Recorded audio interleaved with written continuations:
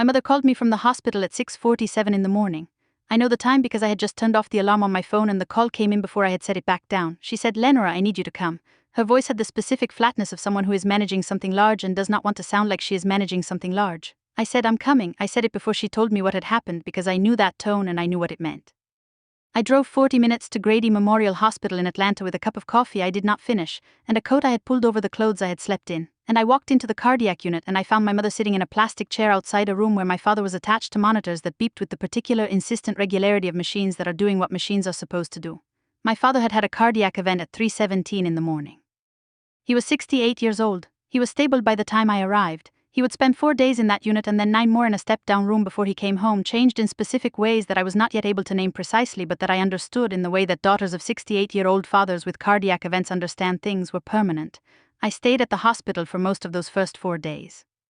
My sister Candice came from Birmingham on the second day and we took shifts, sleeping at my parents' house on Elmwood Court in the evenings and returning to the hospital in the mornings. On the third day I drove back to the house on Elmwood Court to pick up a change of clothes and some things my mother had asked for, and I found that the lock on the back door had been changed. I want to be precise about this because precision is what the situation deserves. The back door of the house on Elmwood Court led from the carport into the kitchen. I had used that door every time I had visited my parents' house for 27 years. I had a key to that door on the same keyring as my car key, where it had lived for so long that the metal had worn smooth from the contact. When I put that key in the lock on the third day of my father's hospitalization, it did not turn. I tried it twice more with the specific patience of someone who does not yet accept what the key is telling them. Then I stood in the carport for a moment and looked at the lock, which was new, visibly new, the brass still bright, installed recently enough that the installation screws still had intact paint on their heads, and I understood what had happened. The back door lock had been changed while my father was in the hospital and my mother and I were sitting in plastic chairs outside his room. My name is Marilyn, I am 46 years old, and the story I am about to tell you is the story of a family and a house and a will, and of what happens when someone mistakes grief for opportunity and moves before they understand the full landscape of what they are moving through. I grew up in Atlanta, Georgia, the middle of 3 daughters. My older sister Candice is 49, an occupational therapist in Birmingham. My younger sister Deandra is 42, lives in Savannah, works in hotel management. My father, Aubrey Perkins, spent 31 years as a mathematics teacher at a public high school in DeKalb County, retired in 2019, and has spent the years since gardening, reading, and attending Candice's and my children's school events with a reliability that I have come to understand, in the way you understand things only when they are threatened, as one of the organizing facts of my life. My mother, Constance, is 65. She taught reading at an elementary school in Atlanta for 28 years and has opinions about everything and states them without preamble, which is a quality I have inherited and which my husband finds both useful and occasionally alarming. I am a licensed real estate agent in Georgia. I have been in the profession for 16 years and I hold my broker's license and run a small brokerage with 4 agents in addition to myself. I tell you this not because it is the most important thing about me, but because it is relevant to what I noticed, what I understood, and what I did in the weeks surrounding my father's hospitalization.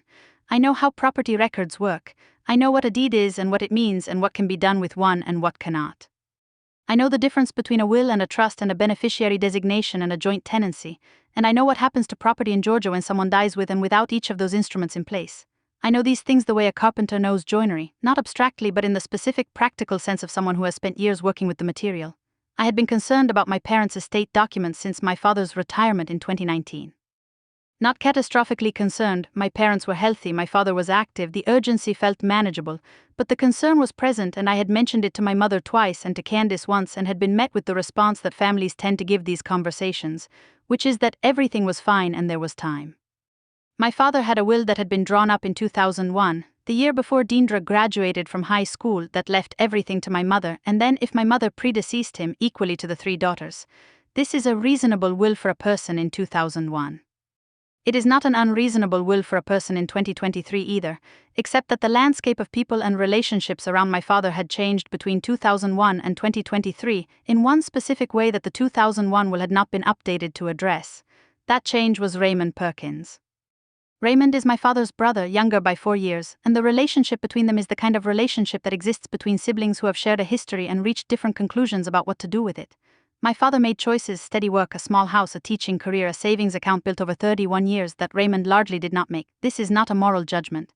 It is a factual description of 2 paths and where they led. Raymond is 64, has lived his adult life in a sequence of circumstances that could each be charted individually as a series of reasonable responses to difficult situations and that together produce a pattern. And the pattern is that Raymond has frequently needed help and that my father has frequently provided it over decades, in amounts that my mother tracked with the patience of someone who has made peace with a recurring condition. I want to give you the specific history because it is relevant to what Raymond did when my father was in the hospital, and because the specific history is what my father always refused to keep in mind when making decisions about his brother and what my mother and I always kept in mind on his behalf. There was the loan in 1998, $12,000 for a business Raymond was going to start that did not start. There was the loan in 2004, $8,000 for a car that Raymond needed for a job he had been offered, which he had, and which he kept for 11 months before circumstances changed.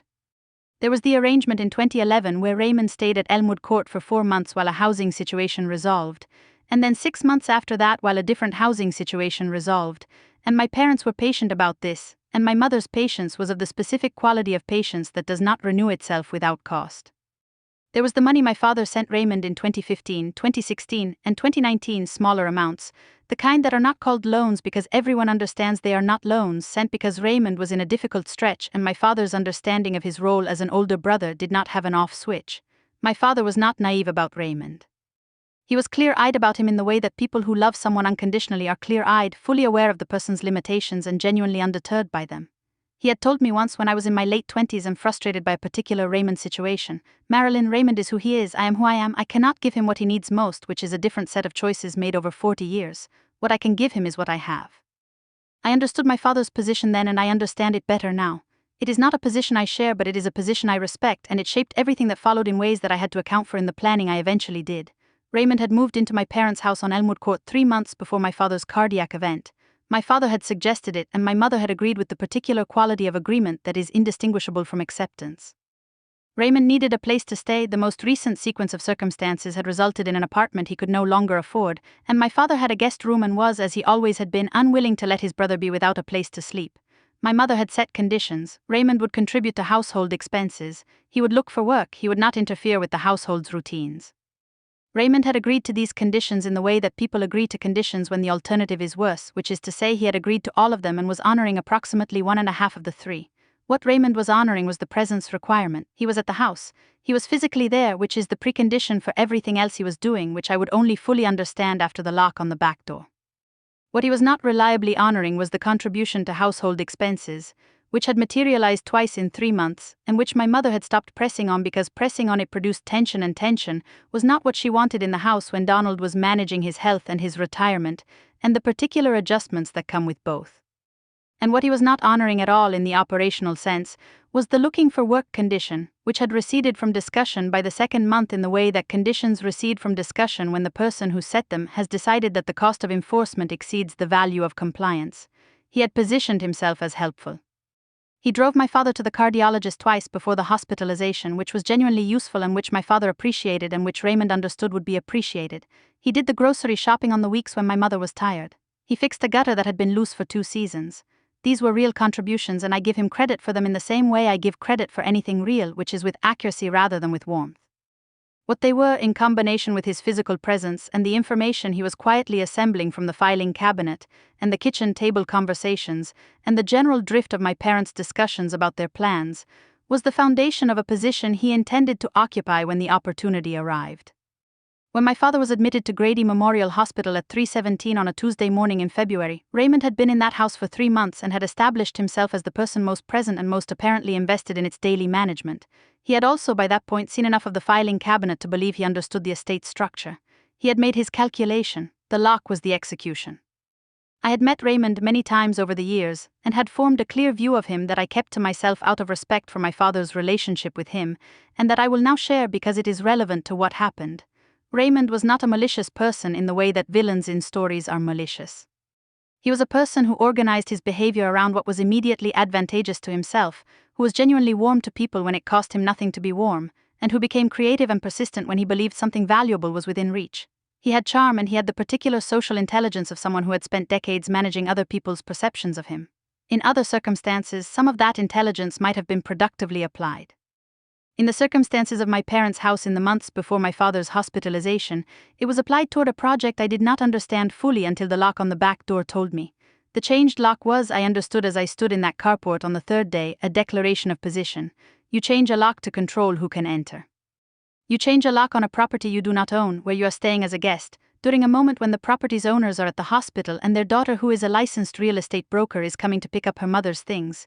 You change a lock then to announce that you have decided the property is yours and that you are acting accordingly, before anything formal has been done to challenge that claim. What Raymond did not know was that the will I had found in my parents' filing cabinet 14 months earlier, the 2001 will, was no longer the operative document. I had found the 2001 will during a visit to Elmwood Court in the January of the year before my father's cardiac event. My mother had asked me to help her find an old property tax document, and I had gone through the household filing cabinet with her, and I had come across the will, and I had taken a photograph of it with my phone and said quietly and without making it a larger conversation than it needed to be at that moment, that I thought it was time to update it. My mother had said yes eventually. She had said it in the way that people say yes to things they agree with in principle and are not yet ready to address in practice. I had let it go that day, and I had let it go for 3 more months before I stopped letting it go. In April of the year before my father's cardiac event, I made an appointment with an estate planning attorney named David Osei-Bonsu, whose office was in Decatur, and who had been recommended to me by a colleague at the brokerage who had used him for her own parents' estate planning. I made the appointment for my parents, told my mother what I had done, and told her I would drive them to the appointment. My mother told my father. My father, who was not opposed to updating the will but who had not organized his life around urgency the way I have organized mine, agreed to go. We went on a Wednesday afternoon in April, my parents and me, to David Osei-Bonsu's office in Decatur, and we sat in a conference room for 2 hours while David asked questions and explained options and helped my parents understand the difference between what they had and what they might consider having instead.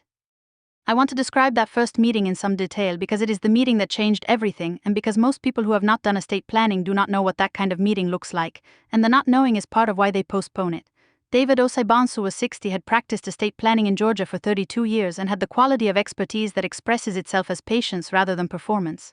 He did not rush. He did not make my parents feel that they had done something wrong by waiting 22 years between wills. He asked them to describe their family, their children, their assets, their intentions, as though he were hearing it for the first time and taking genuine notes, which he was. He asked about Raymond, not by name. He asked whether there were any family members in their lives whose relationship to the estate they felt needed to be addressed specifically. My mother looked at me and I looked at my mother, and my father looked at the window. David asked about the house, the savings accounts, the pension, the small life insurance policy my father had maintained through the teachers' union since 1991. He asked about my father's car and my mother's car. He asked about personal property of value, jewelry, collections, items with specific sentimental or financial significance. He asked about what they wanted to happen if they both became unable to make decisions simultaneously, which is a question that most people have not considered and which produced a silence in the room that David let sit without filling it. By the end of that first meeting, my parents had a clear picture of what they had, what was missing, and what the options were. They left with a list of decisions to make and a follow-up appointment scheduled for 3 weeks later. My mother called me that evening and said, "I should have done this years ago." I said, "Yes." She said, "Don't be smug about it." I said, "I'm not being smug." She said, "You're being slightly smug." She was right. What my parents had was a 22-year-old will, no trust, no durable power of attorney for healthcare, no financial power of attorney, and a house that was titled in both their names as joint tenants with right of survivorship, which meant that if one of them died, the property would pass automatically to the surviving spouse, but that if both died without an updated will, the distribution to children would proceed under a document that had been drafted when George W. Bush was in his first term and Raymond had not yet begun his most recent sequence of circumstances. What my parents left David's office with, 8 weeks later after 2 additional meetings and 1 set of document revisions, was the following. Updated wills for both of them, leaving everything to the surviving spouse and then specifically and explicitly to the 3 daughters in equal shares, with language that addressed the possibility of a beneficiary predeceasing them and named me as the executor. Durable powers of attorney for healthcare, naming my mother as my father's agent and me as the successor agent if my mother was unavailable. Financial powers of attorney with the same structure. A letter of instruction, not legally binding but practically useful, describing where the important documents were, what accounts existed, and what my parents' wishes were for the disposition of specific personal property. And a conversation documented in the attorney's notes about whether the house title should be updated to add any of the daughters as joint tenants, which my parents decided not to do at that time, but which was now part of the plan for a second phase of updating that had been on the calendar for the following spring. David gave my parents each a copy of all documents in a blue binder. My father put his on the shelf in his study between a book about the 1969 Mets and a copy of the collected poems of Langston Hughes, because my father organizes things by the logic of their meaning rather than by any filing system. My mother put hers in the household filing cabinet, in the folder where the 2001 will had been, directly in front of it. I want to be specific about what having those documents in order felt like in the weeks after my father's hospitalization, because I think the feeling is useful information for anyone who is postponing this work. It felt like a floor. When the lock on the back door turned out to be changed, when I stood in that carport and understood what Raymond had done, I did not fall. I stood on something solid. The will was current. The powers of attorney were in place. My position as executor was established. The house was titled correctly. Every question that the situation might have raised, who has authority to act, what does the estate say, does anyone have a claim, had a clear and documented answer. The preparation had not changed the grief of my father's hospitalization, had not made the cardiac unit easier or the monitors less alarming or the nights in plastic chairs less exhausting. But it had removed the specific dread of a crisis compounded by disorder, which is its own category of difficult, that I was spared entirely because of a Wednesday afternoon in April. That is the thing I want you to take from this more than anything else. Preparation does not prevent the hard thing. It prevents the hard thing from becoming worse. I kept a scanned copy on my personal hard drive and a printed copy in a fireproof document box I kept in my home office, because I am the kind of person who keeps redundant copies of things that matter. The new will was signed, witnessed, and notarized in May, 9 months before my father's cardiac event. Raymond did not know this. He knew about the 2001 will because he had, at some point in the months he had been living at Elmwood Court, looked through the household filing cabinet. My mother had found it slightly disordered twice and had mentioned it without pursuing the implication, and I had noted the mention with the specific attention I give to things I do not immediately act on. And he had seen the 2001 will and he had read it and he had made his calculation based on what it said. The 2001 will left everything to Constance, then equally to the 3 daughters. Raymond was not in it. Raymond was never going to be in it, but Raymond had a calculation of a different kind, which was that a 68-year-old man with a heart condition, a 22-year-old will, and a brother who loved him was a set of conditions that might in a particular sequence of events produce an outcome that Raymond could position himself to benefit from. He was not planning my father. I want to be clear about that. He was planning, I believe, to become indispensable to a situation that he expected to develop in a predictable direction and to be in the right position when the situation reached its conclusion. Changing the lock was the first move in that plan. I stood in the carport for about 90 seconds, then I called my mother at the hospital. She answered on the first ring and I said carefully and without alarm in my voice, "Mom, did Raymond change the lock on the back door?" She was quiet for a moment, then she said, "He told your father he was having it rekeyed for security." My father had said that was fine. I said, "When did this happen?" She said, "Last night." I said, "Okay." I said, "Is Dad awake?" She said, "Yes." I said, "I'll be there in 40 minutes. I want to talk to both of you." I sat in my car in the carport for a few minutes before I drove back, not in distress and not in anger, but in the specific stillness that I have learned over a professional life spent in transactions that sometimes go sideways to cultivate before a meeting that requires clarity. I had known from the moment I understood what Raymond's presence at Elmwood Court meant in combination with a 22-year-old will that something like this was a possibility. I had addressed it. The work had been done 9 months ago in a conference room in Decatur with David Osei-Bonsu and 2 blue binders and my parents' signatures on updated documents. The lock on the back door was a gesture, and gestures made against a prepared position are expensive for the person who makes them. I drove back to the hospital. I found my parents together, my father in the adjustable bed, my mother in the chair beside him, and the monitors doing their beeping, and I pulled a second chair close and I told them what I had found. I said it plainly and without drama because my parents deserved accuracy rather than performance. I told them what I understood Raymond to be doing and why I believed he was doing it. My father was quiet for a long time. My mother was not quiet at all, which is consistent with her character. Then my father said, with the exhaustion of a man who has been managing the consequences of loving his brother for 64 years, "What do we need to do?" I said, "I need to make 2 calls." He said, "Make them." The first call was to David Osei-Bonsu to confirm that the updated will and the powers of attorney were in order and to ask whether there was anything that needed to be done immediately in light of the situation at the house. David said the documents were valid and fully executed and that my position as executor was established. He said the powers of attorney were important. If my father's condition changed and he became unable to make decisions, the healthcare and financial powers of attorney meant that my mother and I had clear legal authority.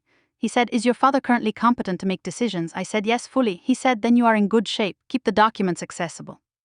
The second call was to a locksmith, a different locksmith than whoever Raymond had used. I arranged for new locks to be installed on all exterior doors of the house on Elmwood Court that afternoon with 3 sets of keys, one for my mother, one for me, and one for Candace. I called Candace after I arranged the locksmith and told her what had happened. She was quiet in the specific way Candace is quiet when she is deciding how to respond to something, and then she said, "He changed the locks while Dad was in the cardiac unit." I said, "Yes." She was quiet again, then she said, "What do you need from me?" I said, "Come back when you can." She said, "I'll be there tomorrow." I want to tell you about the conversation with Raymond, because it happened and because it is instructive, and because the way it happened tells you something important about the difference between a person who has prepared and a person who has positioned. Raymond was at the house when the locksmith arrived. He came to the front door when the locksmith knocked and I was standing on the porch behind the locksmith, and the expression on Raymond's face when he saw me, that particular compression of surprise and recalculation, told me everything I needed to know about how well his plan had accounted for the possibility that I would move quickly and decisively. He said, "What's going on?" I said, "We're having the locks changed." He said, "I already had the locks changed." I said, "I know, we're changing them again." He said, "You can't just come to this house and do whatever you want." I said, "Raymond, this is my parents' house. My mother is in the hospital with my father and I have her power of attorney, which makes me authorized to act on her behalf in regard to the property. The locksmith is going to change these locks and I am going to give you a key because my father asked me to give you a key, and then we are going to have a conversation that I think we both know needs to happen." He took the key. He stayed in the guest room.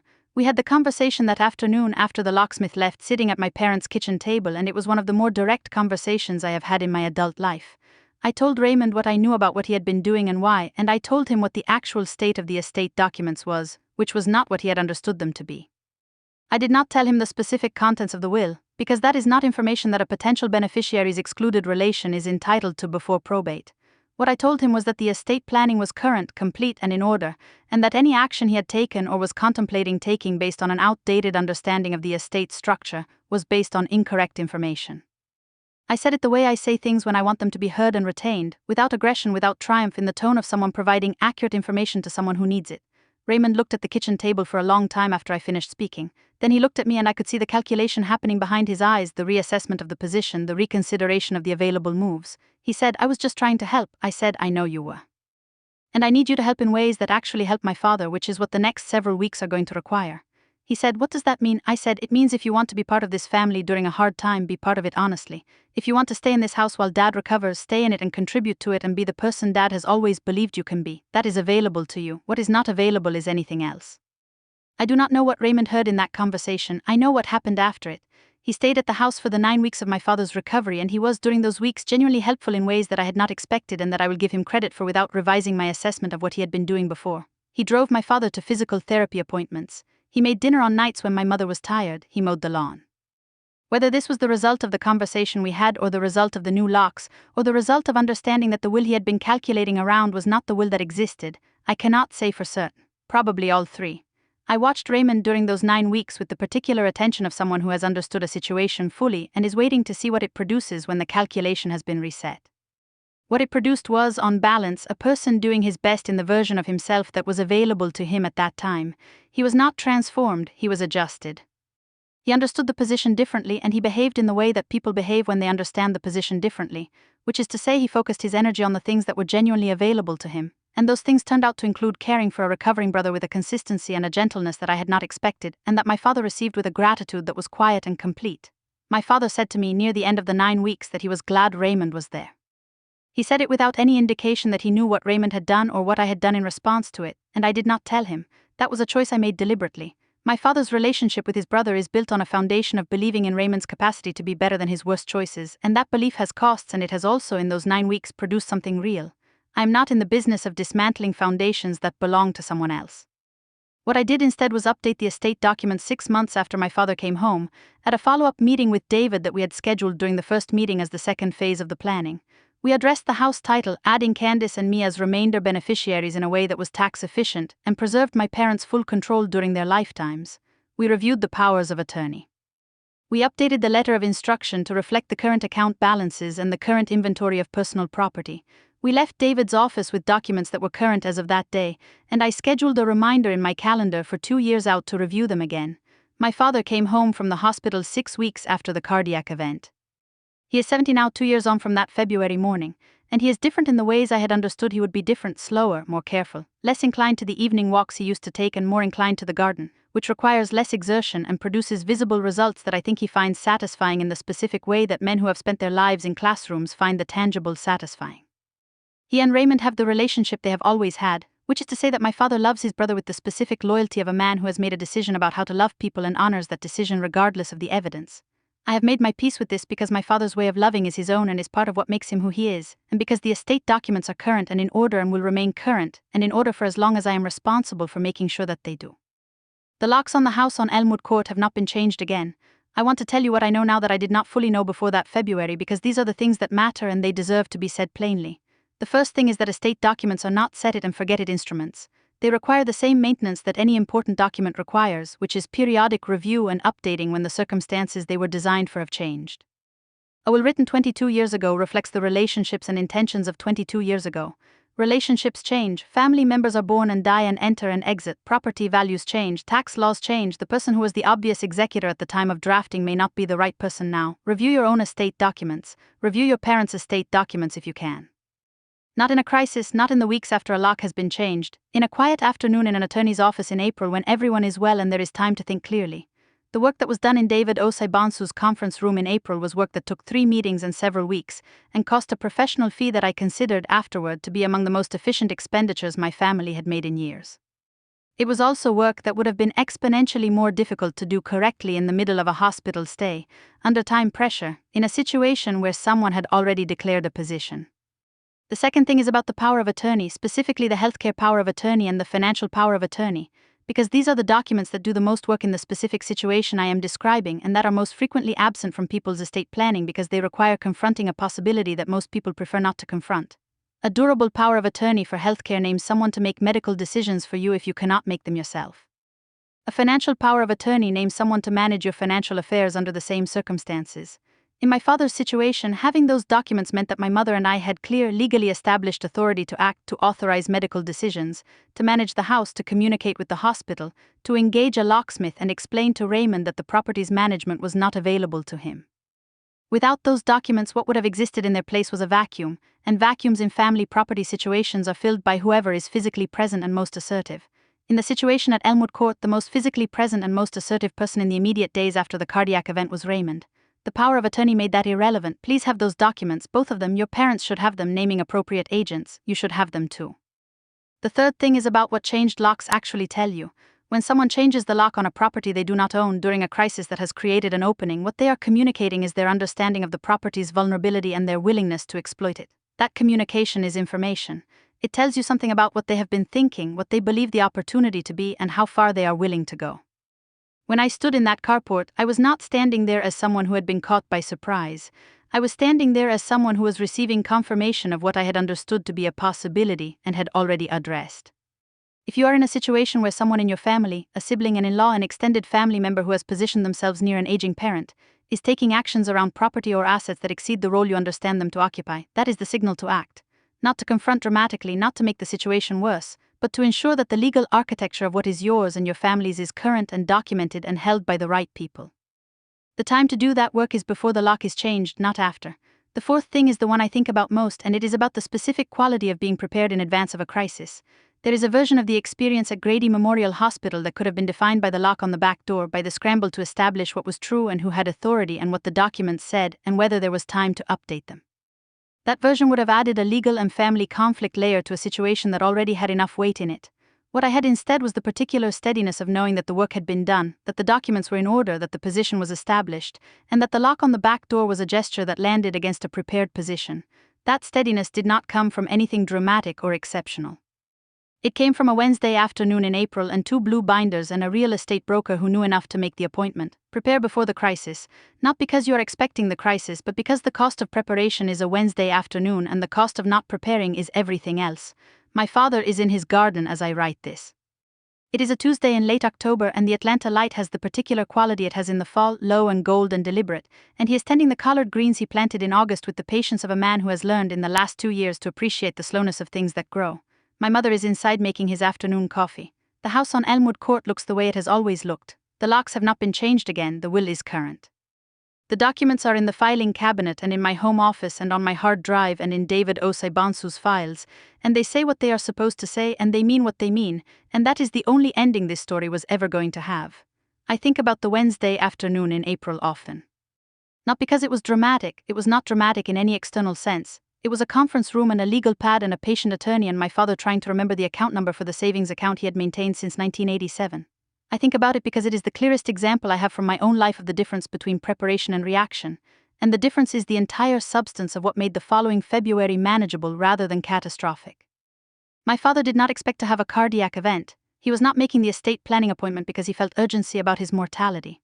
He went because I made the appointment and drove him there and because he trusted me and because my mother had finally said yes after 2 years of almost yes and because a Wednesday afternoon in April is the kind of afternoon that has room in it for things you have been meaning to do. The appointment itself was 2 hours. The follow-up meetings were 2. The documents took 8 weeks to finalize because David was thorough and we had revisions and that is how good work proceeds. The total investment was perhaps 12 hours of my parents' time and a legal fee that I will describe as reasonable, and that I paid as a birthday gift to my mother because she would not have paid it quickly enough on her own. Against that 12 hours, my father's 4 days in the cardiac unit, the 9 weeks of recovery, the changed lock Raymond at the kitchen table, the conversation about the new locks and the will, the 6-month follow-up with David. The work done in April made every one of those subsequent events navigable rather than destabilizing. 12 hours of preparation held the floor under months of difficulty. That is the accounting. It is the only accounting that matters.